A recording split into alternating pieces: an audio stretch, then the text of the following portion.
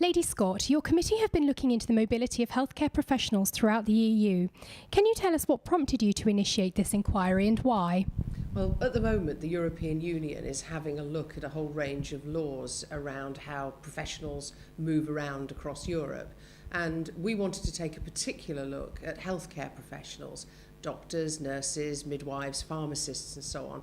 Partly because we've heard some quite worrying things in the press and from regulators about foreign doctors and so on, and because we also know that the UK government is considering ways of tightening up the system. So we thought it was a really good chance for us to have a look at that and to provide information that we think will be useful both to the UK government and, of course, to Brussels as they're making their new laws. One of the key findings of your report is that the directive puts patients' lives at risk by prioritising the ability of healthcare professionals to work in other EU countries over their safety. Can you tell us a bit more about this? Well, of course, and I think first of all it's worth saying that there are lots of great EU and indeed non-EU medical professionals working across this country, and the NHS owes them a huge amount. But we did take evidence that there are concerns particularly about language, because language testing does not take place for medical professionals who come from EU countries.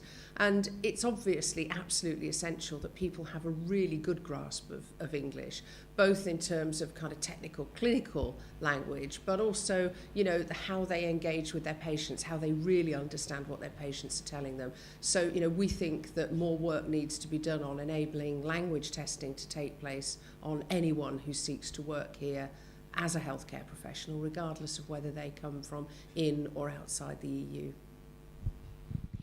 And what other major findings do the committee have?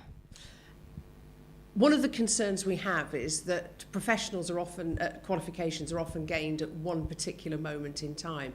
And what we're not convinced about is that there's enough reliability on training as time goes on, because obviously people's qualifications get out of date. So we want to make sure that right across the European Union, healthcare professionals continue to be trained and developed so that their skills are not out of date.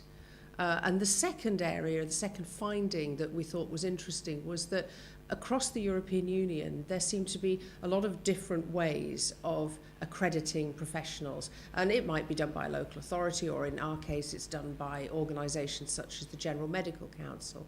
And whilst you can't force countries to, all have the same system, it's very important that the systems do actually test the same things, that we can have confidence in all of the systems, so that a professional who comes from one particular system, we can have confidence that they are well trained in another, and that if there are any problems with a professional or an individual in any member state, that information gets passed around in a timely fashion, so that people can't just keep running away from problems that they've caused.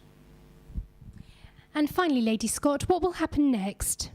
Well, what will happen next is that our report will go to the UK government, and it will go to the European Commission. The European Commission, we hope, will find it useful when they're considering how best to develop the new laws.